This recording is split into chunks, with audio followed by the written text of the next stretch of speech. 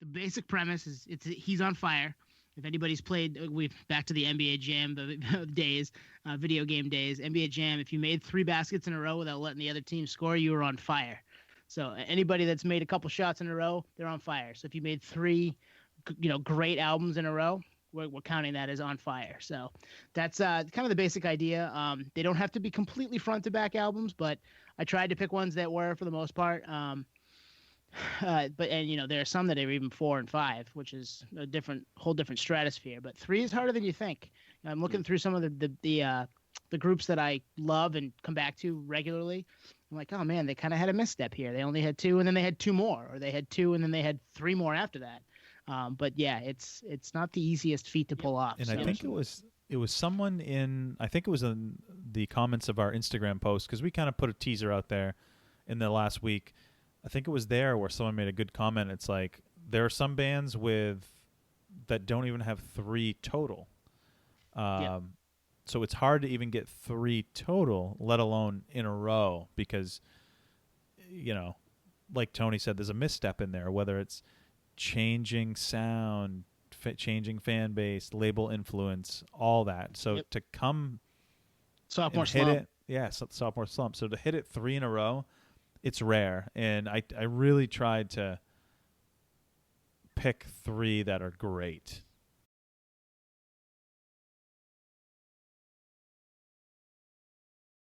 So I chose one that kind of... Yeah, you're up, Nate. I know, a little tangent there. This one kind of epitomizes what we're talking about, to be completely honest, because it's kind of wacky music in a lot of ways. I'd say wacky just because it's all over. It incorporates a lot of different styles of music for sure. And I know both you guys like this one. Tone and I got into this really big, hardcore. And I got into them late, unfortunately. I wish I hadn't. I wish I had got into them from the start. But I definitely put it in my top 20, maybe even top 10 favorite bands of all time. Is Queens of the Stone Age. Fantastic band. It's changed members many times. But the sole member, songwriter, kind of like a Trent Reznor to this one for Nine Inch Nails, being the main guy for the band, Josh Homme for Queens of the Stone Age. Left Caius, which is kind of a stoner rock band from prior, and started Queens of the Stone Age and came out with a self-titled album, and it's a banger. I'm sure a lot of people out there have heard this album, but it's like so genuine. Like, speaking of food, it's like an amazing pasta dish. You're like, damn, this is like right off the boat. This is amazing. This is so good. It's like so dialed, and it's just very strange but very good, and incorporates like Homme, like Josh Homme, like grew up with like polka music. So there's like elements of like that style of music, believe it or not, mixed in with like some like stoner like kind of riffs or whatever, and like kind of some metal and kind of jazzy stuff. It's kind of all over, man. And that first album, I mean, I think that first album, actually, speaking of like tops, that might be in my top like 30 albums of all time, because it's just it's a time capsule for sure. Like late 90s. He wasn't big. He had left Caius, which like was kind of big, but they weren't like huge. They were like cult following big. And yeah, man, so many good songs off there. Mexicola, Regular John. You Can't Quit Me, Baby. You Can't Quit Me, Baby. Best bass, maybe one of the best bass lines of all time. As an Such intro. an awesome song. You're solid gold. I'll see you in hell. Yep. It's a good song for setting the mood for, you know what I mean, everyone. Just because that bass line's so sexy. Yeah, so I got into that album. But the thing is, I got into that album from 2 albums down. But yeah, this one, I don't know. Have you guys have anything to say about the self-titled Queens? I do, and for a similar path for me, Nate, because we kind of got into them around the same time. Yep. We were going to see them in Boston. Yeah. For not Songs for the Deaf, for Lullabies to Paralyze in 2005, maybe, or 2006. Yep. 2005. We weren't 21 yet, and we were at that. We mentioned this in a previous episode. We were at that hotel bar next door to the Roxy in Boston, which is the Royale now. You had bought this CD, the self-titled CD, at a CD Spins little used record CD shop. and Yep. we were playing it. You got him to play it in the bar for us over the loudspeaker. And we listened to it like 3 times in a row while we were drinking, getting ready to go to the show illegally. I might add. I don't remember the name of the hotel. I'm not going to say it there, but the rep was just hooking us up with drinks, and we were just. This is like that was my first experience with that album, and I was like, oh man, Nice. this is awesome. I'd never listened to this album. I knew some of the other stuff, but I hadn't listened to this one. And obviously, there's just great songs on it. He's got Nick Oliveri's still in the band, and you get some his vocals here and there. You get Lanigan. Has Lanigan joined yet? I can't remember. Is Lanigan? He wasn't in yet, not yet. Okay, so that's the next one, which you can do whenever we're done here. But yeah, that was a blast, and that album's just badass. I totally agree. I had it too, obviously, but I didn't have it to do it tonight, but I had it. Oh wow. Yeah, serendipitous that I bought that album at CD Spins down the street from the Roxy for the 04 show for Lullabies of Paralyze. And that album's actually out of print. So when I bought it, it was $8 and it was out of print. So it was one of those cool, dingy basement record stores that like didn't even know that it was worth like a fortune. And I got it for so cheap. But yeah, we played it with the record rep from Interscope and before the show and everything. That was awesome, man. Good memory. Oh yeah. Yeah, so I mean, they were kind of grassroots. They actually played the Asylum on that album, on the '98 album, wow. I believe. Are you kidding me? What the fuck? In Portland, Maine. Yeah, small. I mean, we were club. 14, so. Yeah, so we're in 8th grade. So I didn't know Queens of the Stone Age then. I wish I had. So that's what I was referring to earlier. I wish I had gotten to this band when they came out. I probably would have just walked across the bridge from South Portland to Portland to catch them. Because I love this band and I love that album. It's so badass. And the show that your Tone's talking about was celebrating kind of a reissue of that self-titled album. So they played the album front to back on a similar to that Nine Inch Nails thing we were talking about. They were doing a kind of a nationwide theater tour. Believe it or not, at the time they were big, but in the States, that was like the venues that they played. Now they play arenas and stuff, so they've gotten really big ever since. But that was like a special occasion to play that first album front to back as an anniversary, and they grew ever since. But yeah, they somehow remained small, like a Zebrahead thing. They were like playing like smaller venues in the States, and they'd go to Europe and like be like third on the bill for the headliner at like Download Festival or like Reading Fest and stuff. Huge in Europe. But yeah, man, that album I don't listen to it enough. It's one of those albums. It's like I can't wear it out. But that went into their sophomore album, Rated R, and that album is also fucking badass. And similar to like, the self-titled album, the album artwork is really kind of brings you in, draws you in a little bit. It's just, there's some simplicity about it that's just like, man, this like the Weezer Blue album type thing where it's like, I gotta like figure this out because I'm not really getting a whole lot from the cover of this album. So Rated R, also fucking badass album. I think actually, to be completely honest, it's my favorite. Yeah, I'm gonna say it right now. It's my favorite Queens of the Stone Age album. Came out in 2000 and wasn't into him yet, but checked out this album and was just like floored and just like, man, this album is very like, it's got a cool theme. I think these 3 albums, like Josh had like something in mind. I remember reading about this, like he had some kind of like themes written down for this 3 album run, kind of like Kanye. I think he kind of had a theme to kind of have them kind of go hand in hand. And it's actually a really cool way to write albums because I almost feel like you're in like a space that you're getting all this stuff down on paper, so you kind of have like a documented like gold run. You're not running into any kind of like writer's block or anything. So yeah, album songs off this were like obviously Feel Good Hit of the Summer. That was one of the singles. The Lost Art of Keeping a Secret. Super like jazzy, interesting. That was probably the biggest. That was probably the biggest song of that. I feel like.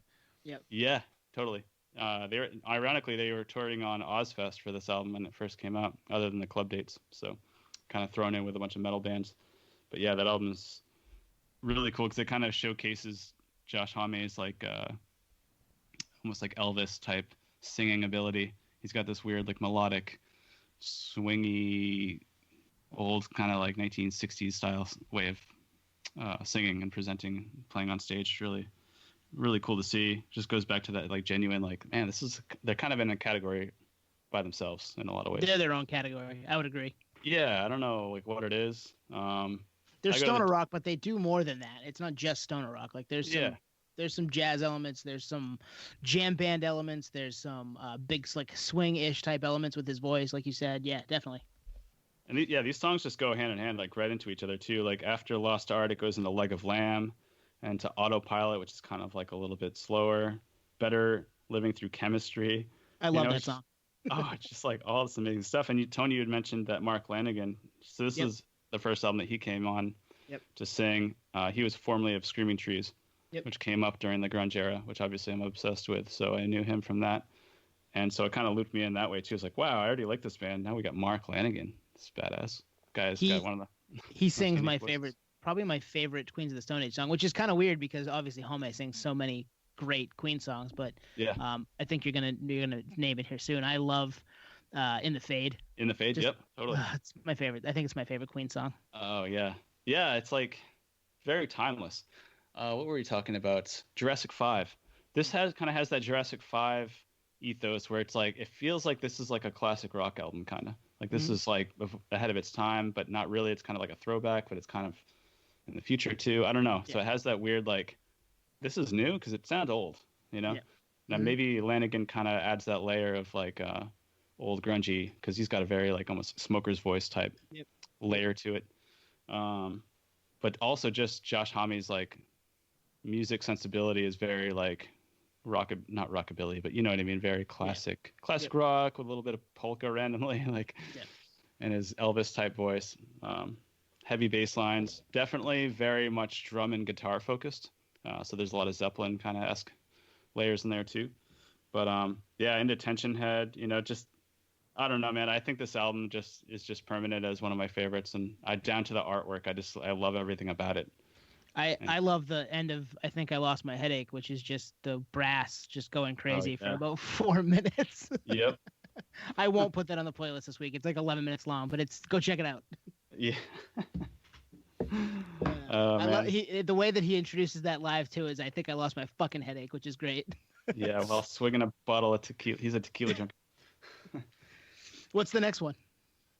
I was gonna say, I try to dissect these albums so much as a nerd and living in Southern California.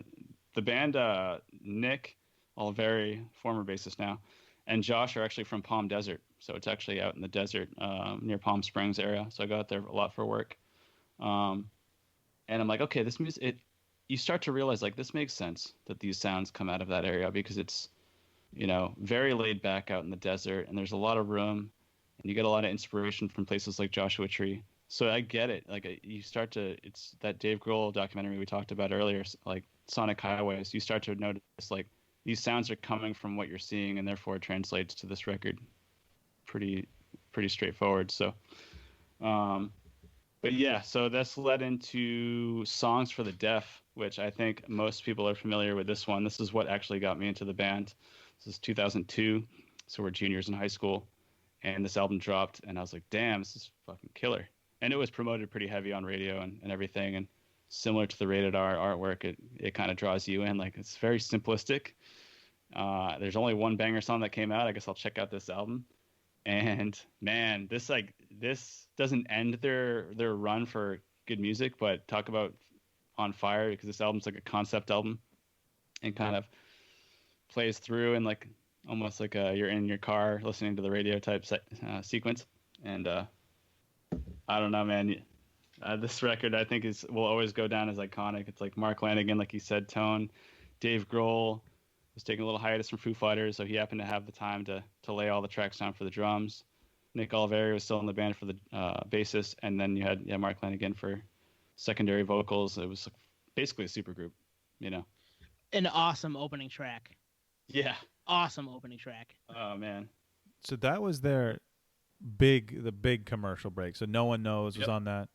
Yep. Yeah. So that was Go with the flow. Go with the flow. Yeah. That was my first introduction to them. That album. Went back, checked out Rated R. I've never heard the self-titled. Oh man, you'll love it. Did you ever listen to Caius, Twan? Casually.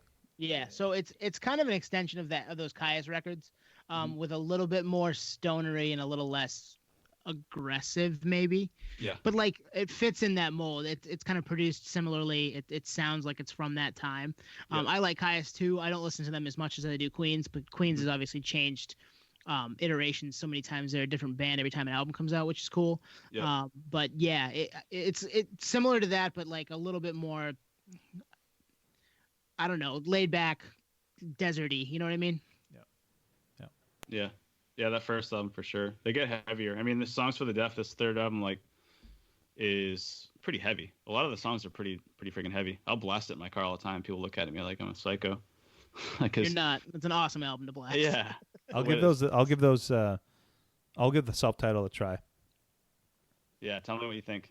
Yeah. I'm interested because I can't even remember like going back. I guess Tone, like you were saying, that might have been the first time in that record store in that pre-show rager we were having. Yeah. Because I got him into them at Songs for the Deaf, bought Rated R, and I don't think I had this self-titled. Oh, because it wasn't available. It was out of print. That makes total sense now. Okay. And then we were seeing them on the album that came out after, which is Lullabies to Paralyze, and kind of made our way backwards. But which I wouldn't categorize as a misstep, but isn't as cohesive as, because there's some amazing songs on that album too, but I'm not sure cohesively it fits like these three do. Yeah, there's definitely that 3, and then it changes up quite a bit on the fourth record. But these first 3 are like essentially, I think I'm a little biased, but they're all masterpieces in my mind. Yeah, just like epic, really good food, you know. Yep. Just really, really solid albums, solid songwriting too. Production's amazing. They just have cool song names, man. Yeah. Like, you Can't Quit Me, Baby is a like a Zeppelin blues song. I Can't Quit You, Baby. Yeah, it's kind of a play on those words. And I Think I Lost My Headache and Better Living Through Chemistry is obviously Let's Do Drugs. There's just cool names. I know a track that always sticks out to me on Songs for the Deaf is Mosquito Song at the end of the album. Oh yeah, that song is just a great kind of vibe, just a cool song. Yeah. For that show we saw in 2004, I was huge. I think it was 2005, man. 2005, you're right. It was 2005. I couldn't find anything to get signed. I think we were originally going to hang out backstage with the band or something, and this is why we had the pre-party with the record rep, because we were kind of like waiting for it to happen. Yeah. And I couldn't find anything to get signed, so I actually went to that Newbury Comics in Maine and picked up Songs for the Deaf on vinyl because I couldn't find anything to get signed. I didn't have enough time to get something on eBay. And turns out that album's like such a limited pressing. It's like it's hard to find, yeah. Yeah, it's like worth like $600 or something now. I have a European copy that is not. It's worth some money, but not the same as that pressing. Yeah, it's just like lucky, I guess, that I picked that up at the right time. But yeah. So I mean, I had to pick this because it was just every time I was almost like trying to avoid it, like, oh, I gotta like dig deeper. But this one just somebody you wanted just kept coming to my mind. I'm like, it is epic, and it's like, yeah, they're pretty big now. At the time, they weren't. If I'd gotten them earlier, I would have seen them at small club like Asylum. But still seeing them in the theaters and watching them grow and watching them revisit these albums live is like, I don't know how they stayed small for so long. But and yeah, the song names, like you were saying, Tone, kind of allude to Josh Homme's, like, he's got a very dry sense of humor, so it kind of goes with his like wit. Yep. So it makes total sense. If anyone listening, if you look up Josh Homme like on YouTube, just like type like Josh Homme funny. It's usually what I do. Yeah, well, he was on with Rogan last fall. Yep. And he was making jokes, and Rogan was not biting. I know. I remember. I was like, they're kind of funny. A lot of them were dad jokes, but they were funny. And Rogan was like, "I'm the funny man here. Stop." Exactly. Well, it's Homme, telling jokes, a comedian. So yeah, stay in your lane, bro. Yeah.